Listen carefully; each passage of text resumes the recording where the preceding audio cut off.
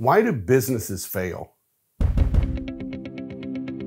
Today I'm going to share with you what it takes to succeed in business. This morning I was getting out of my truck and I looked down at the calendar. And for some reason this day seemed to mean something. I couldn't remember, what does today's date mean? It's something special. And then all of a sudden it hit me. Today is the day I shipped off and went to boot camp. I did the math and it was 35 years ago. So when you head off to boot camp, it's a huge deal. You're really excited and you're even really nervous about it because you're often going by yourself. And when you're young, you're flying on a plane. You may not have flown on a plane ever. Then I arrived in San Diego, California, and I didn't know a soul. I meet up with a bunch of guys that met under this sign saying that we're heading to boot camp. And we all had our chest puffed out and we all proud of where we came from, and we were meeting these guys. Some were from Texas, and some were from Ohio and Minnesota and Oregon, literally from all over the United States. So we get on this bus and we head to boot camp. The next morning they shave our heads, and I'm looking around going, hey, where's my buddy from Ohio?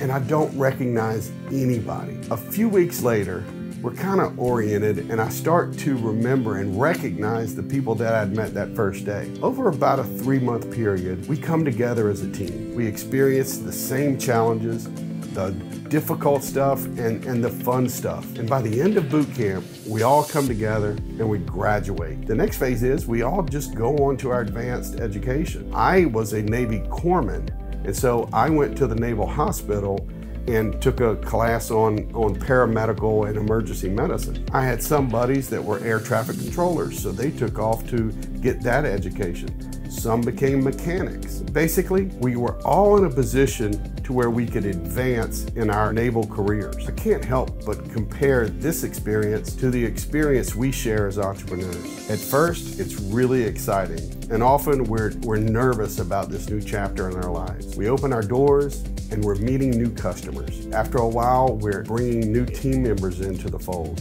And so it's really exciting. And then too often, a little time goes by and our businesses become unrecognizable, at least from our vision that we had going into it. Unfortunately, all too often, this is the beginning of the end for most small businesses. We have a hard time reorienting ourselves and getting our team in a position where we work together through all the challenges, good, bad, and different. And we have a really hard time getting into a position where we shift so we advance the business forward. Bottom line, if you stop growing as a business, you start dying as a business. So what does it take to keep growing? It takes strong leadership, leadership that can cast a vision that will move the company forward. It takes a team of people who can not only see the vision, but are willing to work hard to make sure that the vision happens. It takes great products. These products have to be in demand, profitable, and we have to be really good at providing them. It takes clear marketing and solid sales strategies. It takes careful cash flow management, and it takes relentless execution of our plans. If you find yourself at a point where